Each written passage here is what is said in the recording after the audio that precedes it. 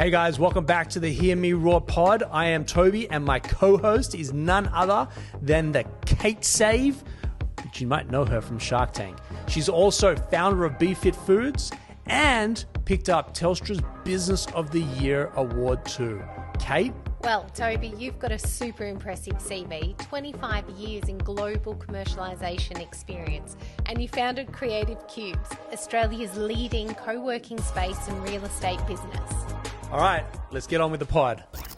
Guys, welcome back to the pod, Kate. Another week, another pod. Yes, I love doing podcasts. It's good, isn't it? Yeah. I'm getting such great feedback. Yeah. What got you into it?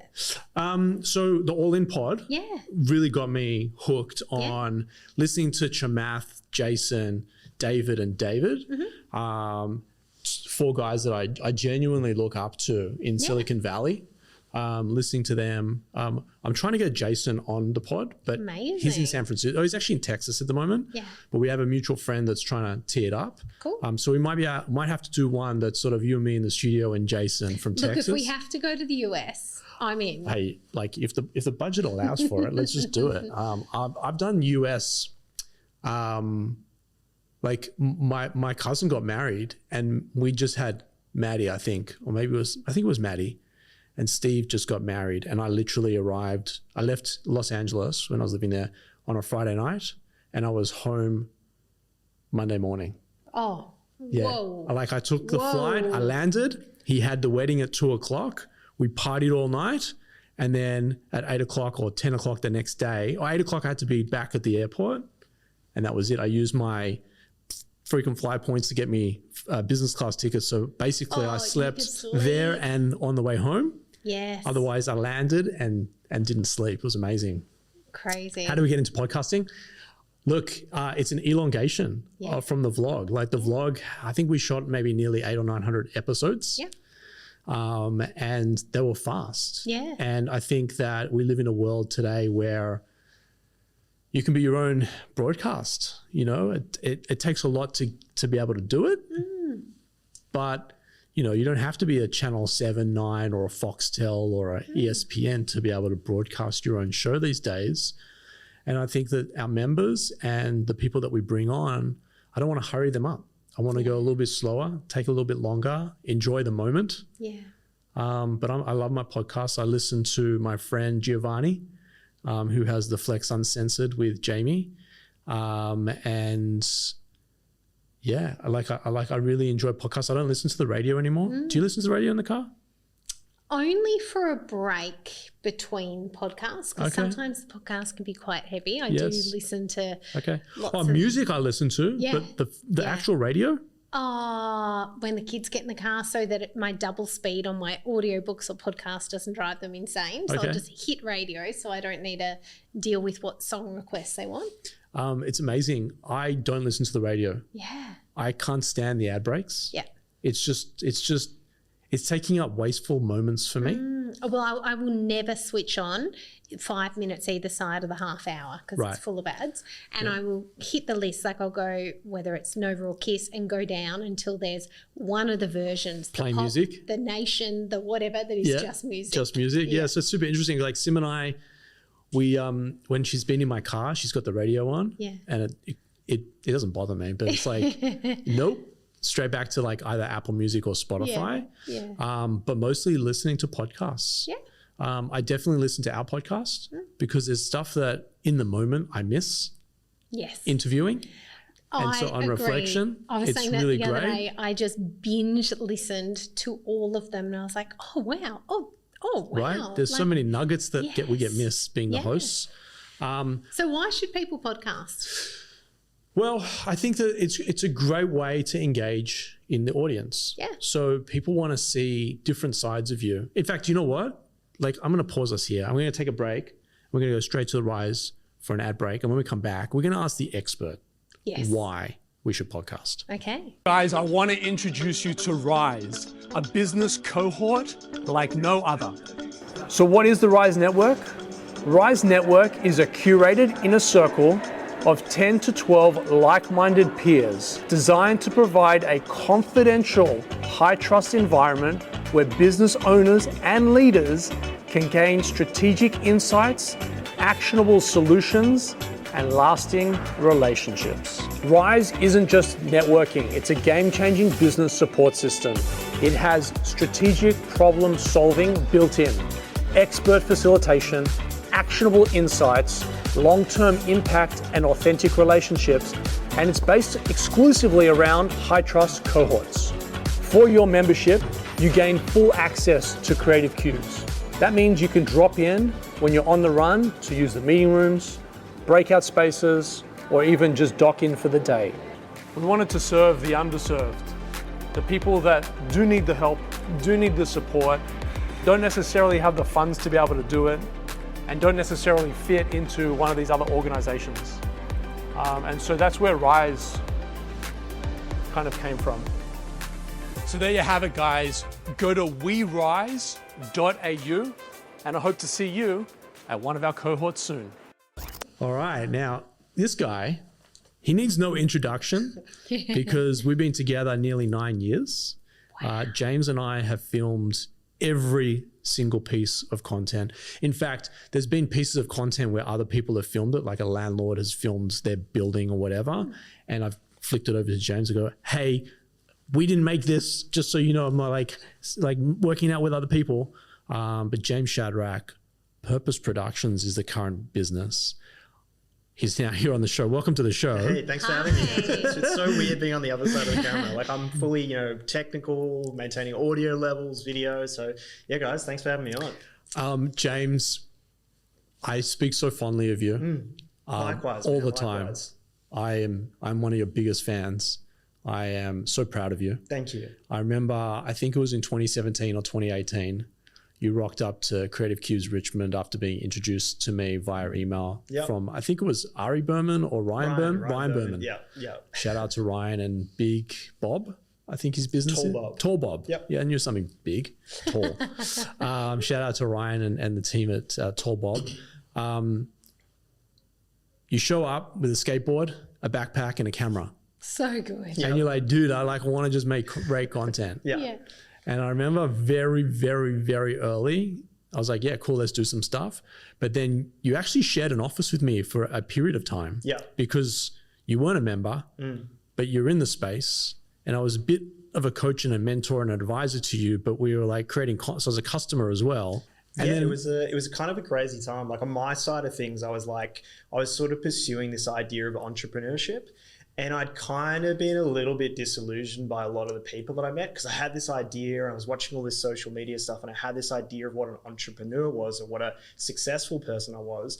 And I met so many people who just weren't it. And then it was so interesting how we met. It was like this message and that person connected me, and I just landed up in your office. And I said, man, I want to be an entrepreneur. I want to go do this. Yep. And you were the first person that I met. I'm like, that's it. Like, it's that passion, it's that intensity, it's that vision, it's helping people and creating something.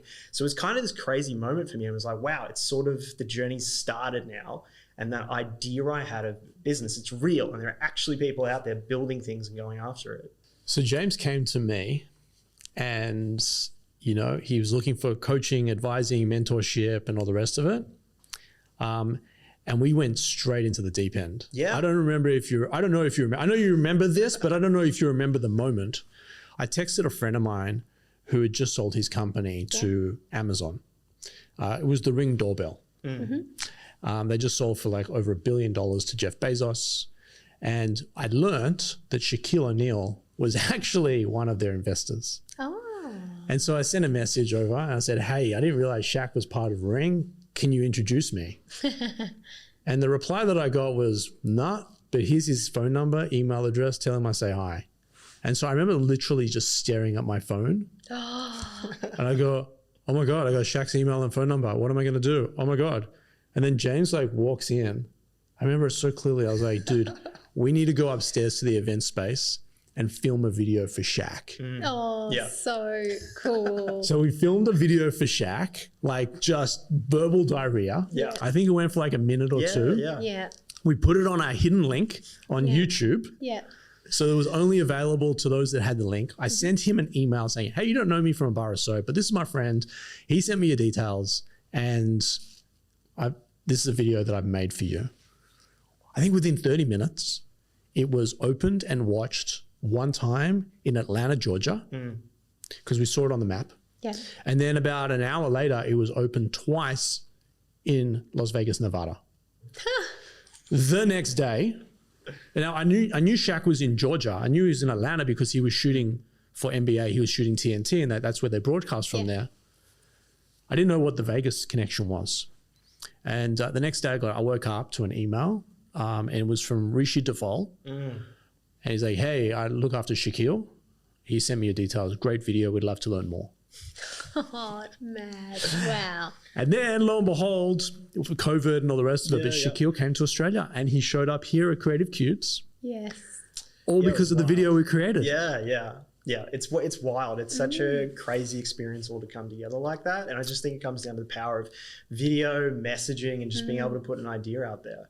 But yeah, man, what a crazy time. So, so James, so I want to, like, Kate asked me in segment 1, you know, why should people podcast? I want to get there. Yeah. But I actually want to like give people a bit of a background from my lens. Yeah, sure. On who you are. Yeah, and it's cool as well because like Kate's here as well, and like I've shared so much with you. Like I've known you for such a long time, and you've seen me sort of grow and build the business. So it'll be cool to share part of the story.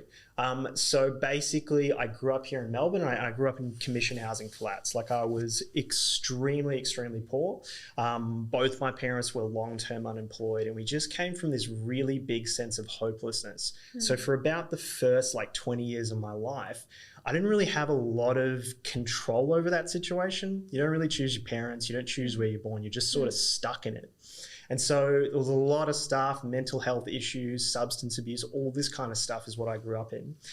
And at some point, I just started to have this desire to want to have a better life, to build a better life and really create something for myself. And so that took me on this whole journey of personal development, fixing a lot of things, growing, healing, trying to get myself to the point where I can move forward in the world.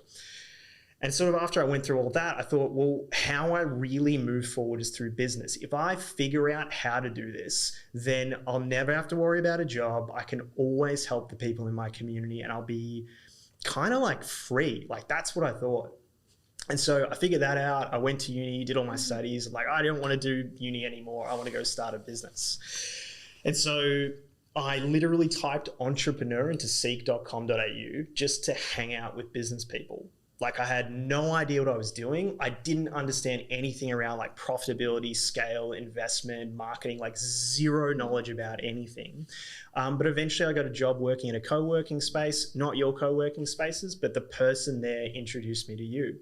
And then, yeah, talk about like synchronicity, serendipity, like things just coming together. I was like, I just want to do this. I just need an opportunity. I just need someone who's going to show me the pathway. And then I met you. And that was really like the start of all this stuff. I showed him the muddy path though, not the paved path. Yeah. Yeah, like the real dirt and the crocodiles and the sharks and the snakes and the shit that no one like really. It's like, it's glamorous. Entrepreneurship is sexy and cool, man.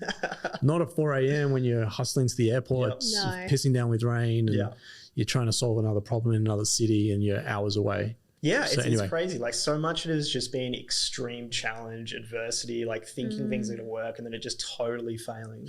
I think in many ways my gift is all the stuff and all the crap that I had to deal with when I was a kid. That sort of almost inoculated me to stress, to adversity. I still feel it. Like I still feel terrible when things don't go well, when I face adversities. But to be honest, part of me is like, it's never going to be as bad as that. Yes. Because now I have people like you guys. I've got this whole network of people. I have skills, I have resources, I have people that I can turn to. So I'm like, even if stuff is terrible, at least I've got people around me. I'm so proud of you. Thank you. I know I've said it before on this show. I've said it away from stuff. Every time you get a little win, I'm like cheering you on. You know, you often see some of these athletes that come from the hood.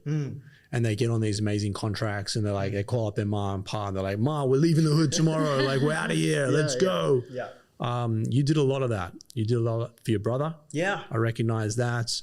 You now are married. Yeah.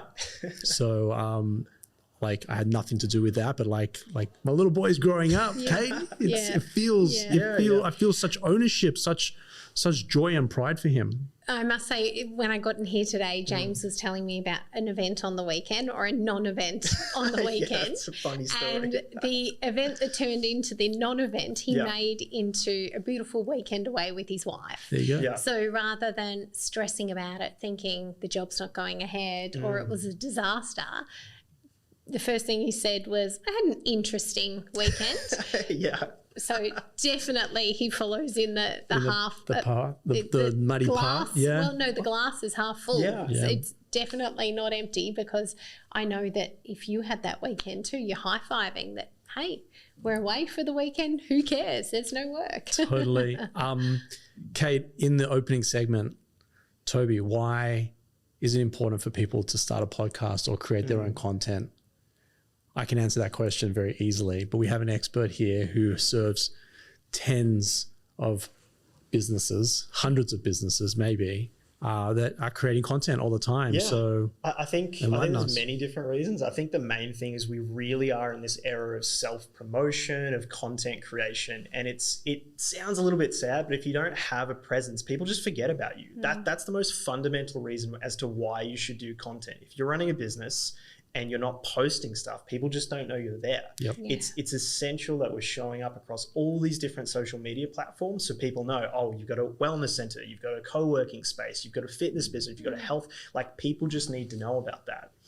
How it came into podcasting was really about this idea of authenticity and people wanting to hear more about people. Traditional media was all about the sound bites, really structured, controlling a story, even to the point where someone's talking, there's a little earpiece saying, hey, don't say that, or tone that down, or say something different.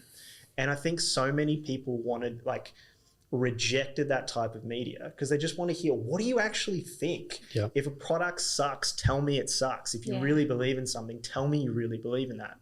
And that's the big rise of podcasting. It's mostly unedited, long-form content. And people can really speak about, this is what I actually think. Yep. You don't clip me in a little sound bite and then sort of force me into this one way of doing things. This is actually what I think about things.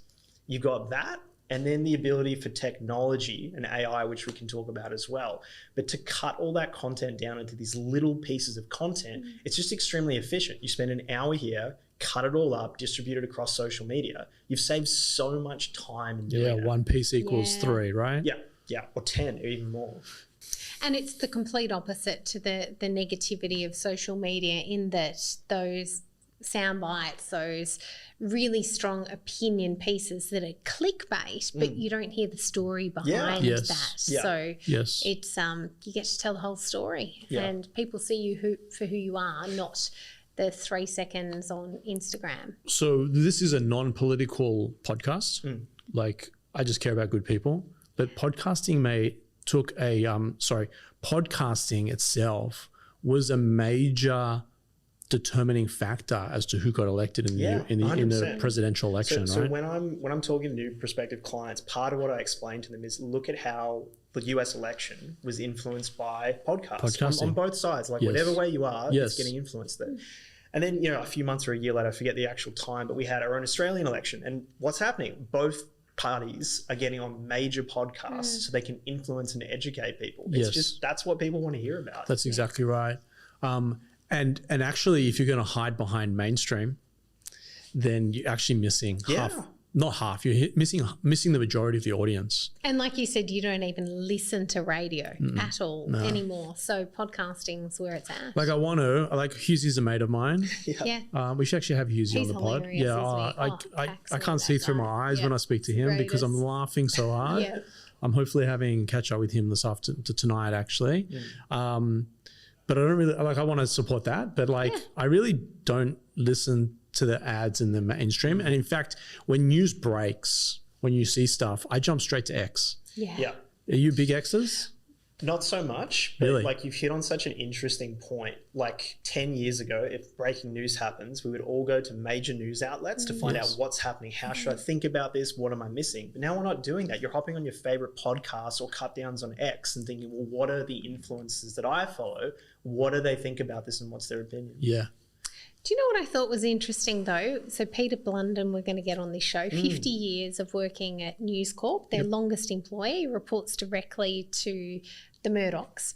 he said that more people are digesting mainstream news than ever before, which is really interesting. And he's got the stats to back he it probably up. does have the stats. Yeah. I think that the reality is, right, and Gav and I speak about this on our vlog this month in Venture. You know, we talk about Uber, or you talk about, let's just use Uber as the example, right? You and I, we're just hitting the app and doing it, right? Yeah. Our parents are probably calling 1-3 taxis or 1-3 cabs or whatever it's called, because then it's what we're doing is foreign to them. So there's different tiers of audiences. True. And there's people living for longer that have always consumed the 6 o'clock news. Yes. Or whatever it is, right? Yes.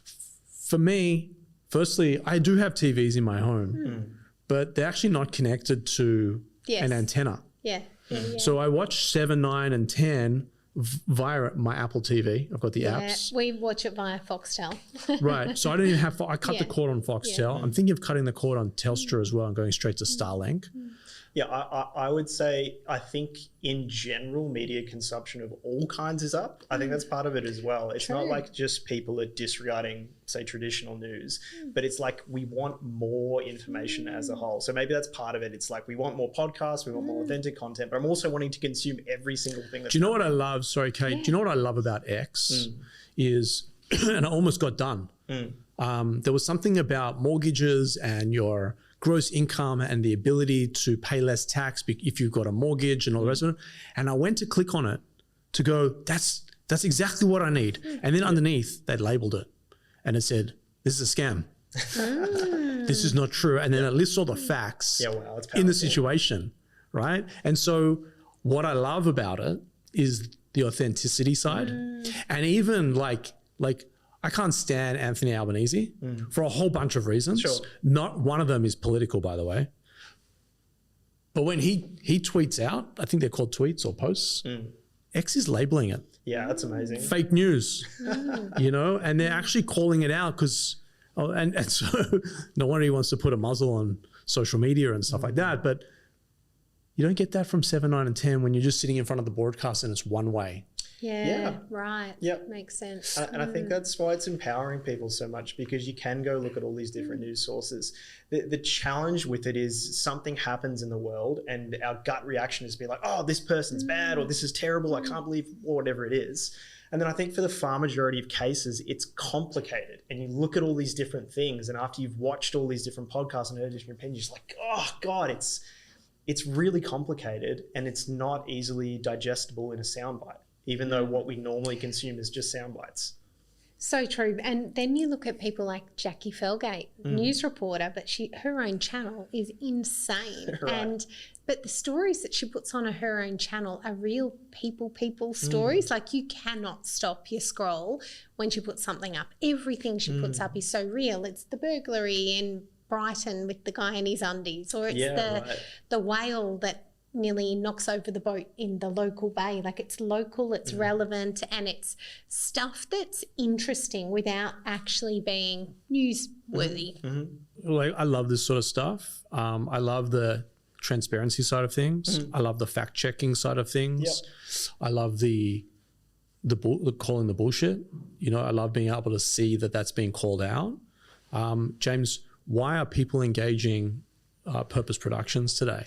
Yeah, so I think the main thing is content is hard and it takes a really long time. The first thing is figuring out all the technical stuff. So how do I use lighting? How do I use cameras? How do I use audio? I was listening to a podcast the other day that my wife loves, and I listened to the audio. I'm like, I can't listen to this because it's so bad. Quality was bad. Yeah, but that's not their thing. They're like artists or they're experts. They just want to focus on talking about what they do. So a lot of our business is making it really easy. Obviously, you guys are both clients of mine, for people like you to just do your thing, to not worry about, did it record? Do I have the right audio level? I think that's one big part of it. And the second part is just time. People don't have the time to be sitting around editing heaps of things and spending all this time fixing stuff and processing content. And then I think the most exciting thing is the way that we're now able to use things like AI to speed up all our processes and make things faster, more efficient, and really just offer better prices to our customers. It's a really exciting time to be in the creative field. You won me at the bit of not having to worry about the tech. Right. I'm done. And the funniest thing that I got to watch on the Sam Newman podcast, Smart Ass Sam, is when Don Scott and Sam Newman were working together. They filmed a whole series of podcasts and they forgot to press record. Oh. And the fury in that room, just, you can imagine the two personalities just beside themselves. And I was like, and that's when you need a tech expert. Right? Yeah. And so there's a couple of things that you actually really tap on that resonate with me. I think I'm an expert when it comes to the content and storytelling. I am not an expert in editing. I'm not an expert in sound and lighting. And actually, when I think about what I do for my members, like we're an expert in office space and activation and community and bringing things together and in all that. But my members just want to run their business. Yeah. They just want to plug in. They want to know the Wi-Fi is working. Yeah. They've got a safe space in their private office for 2, 5, 10, 50 people to be able to come in. When their guests arrive, everything's just taken care of. They just want to focus on their product, services, or their experiences. They don't want to be bogged down with the technical stuff, or even just like the ball and chain of actually like running their office, you know, in my world or in this world, like setting everything up, hiring the studio, making sure you got water, making sure you've got lighting, power, blah, blah, blah. Well, and by the way, bathrooms are clean, and we're recording, the kitchens are clean, and it's recording. Yeah, and it's recording. I've got to say, we've got Lauren Burns coming on the show in a few weeks' time, and she's coming here. She's spoken with you beforehand. She's doing a huge presentation nationally for a very big paid gig, and I assured her that if she came in here, that the tech will work and her gig will go live across the nation, because I know you guys have got the right people here to make that happen. There's nowhere else I could say that if we were recording from my office, somewhere else, that I could guarantee it's going to work. But I know here it'll work. Yeah, it works. And James is the guy behind it all, right? So I think that I think most clients are just like, I just want things to look good, sound good, and I just want to get the content out there. And meanwhile, like, we're behind the scenes obsessing about what type of light should we use and what strength of light should we use to make the skin tone look the best. Like, we go really, really nerdy in it. And I just don't talk about this stuff because unless you're actually in the technical industry, it is kind of boring. But that's what I'm obsessed about, is just getting all these things perfect and constantly evolving that stuff. I love that James is thinking about our skin. Oh, how refreshing. Yeah, so there's so much to unpack there on that. I think I just want to make sure it works. Yeah. And I actually think I marvel in some of our pods that I listen to on the week when they come out live on a Wednesday morning. Damn, we sound so good. Damn, the content's amazing. Damn, like, yeah, I know, it's all James. So I'm grateful to you. We're exposing ourselves here, Kate, because you also run the Inspired CEO. Yeah. And your segment is also run through Purpose Productions. Absolutely. And everybody who walks into the studio here, who walks into Creative Cubes, first they're blown away by Cubes. They love the space. Then they get into the studio, the professionalism, the way that everything is taken care of. They literally walk in, put down their things. They feel relaxed. Their speakers or mics are set up. They're on camera. The lighting's done. The auto cue for the intro, like, it's all there. And we hit the ground running. That's why we can do 10 back-to-back in a day. I'm going to link all of the show notes. My mum actually says to me, "What? Who are you looking at on the side?" Because Kate's next to you. So I'm speaking to James, but James is in front of me now. So I'm just going to go into my normal flow. You do. We're going to link all of the show notes in the program. You can just tap on them. I'll link you to James. It's Purpose Productions, but I'm also going to link Purpose Productions or purposeproductions.co, and like, we're on Instagram. LinkedIn's probably my biggest platform, so if you follow me on there, I'll definitely put your LinkedIn. I typically connect with James, connect with Kate, connect with Toby, and they're all LinkedIn's. And then you want to learn more about Purpose, Be Fit, or Cubes, they're also there as well in the show notes, guys. After we hear from Luna, we'll be back to wrap the show. weareluna.co is a great place for you and your business to start off with phenomenal accounting and legal services. So if you're a startup or a scale-up looking for legal and finance support, or alternatively looking to raise capital, weareluna.co is where you need to be starting off. So Kate, I know you know James. You've been working with James for a little while. I've been working with him for a long while. What a story. I didn't know his backstory. I just think the world of him. I really do. I could feel he had a backstory. You know, when you know people with integrity that have got a heart, that are authentic. I knew there was a story. I just hadn't heard the story. Yeah, and to not expose him. You know, he's had it hard. Yeah. And then he's latched on to good people. Yeah. And also not so good people as well. And you know, I've been able to steer him in the right directions, I think, at all times. Yeah. And I'm in awe. I think he's done so unbelievably well. You know, we talk a lot on the show about people that inspire us, and we've got some big names that come in here, and you know, who are we getting our inspiration from? Like, in full disclosure, I get a lot of my inspiration from James. Just watching him be able to pull himself out of a negative situation, respect himself more than enough to say, I deserve better, or he deserves better, and then sort of work out how to go about delivering himself better, and delivering what he wants for himself better than unfortunately his parents could do for him. Well, I get the polished product, thank you, Toby, of James. Every time I show up here, so polished, so professional. Everything always goes perfectly. So, well done. He showed up 9 years ago with a skateboard and a camera. Today he's running a multi-million-dollar business with, I don't know, hundreds of clients, but tons and tons of clients. And in fact, I even remember, we never brought this up on the show, when I met him, he'd never been on an airplane or overseas before. And in the journey of Purpose Productions, I think he's connected with the Australian export, so Austrade. I think he ended up in China or Hong Kong or Singapore, and he went on his first international flight.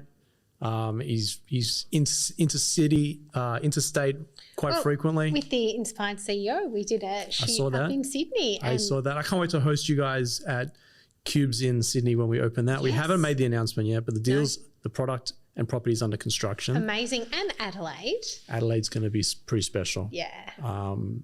So I'm trying to let Adelaide have its limelight, but we're ready to announce Sydney in the next couple of weeks as well. Can't wait. So I look forward to hosting you there, or you and James there when you back up. But Purpose Productions, where it's at, James Shadrach, superstar. Amazing. All right, I'll see you on the next one.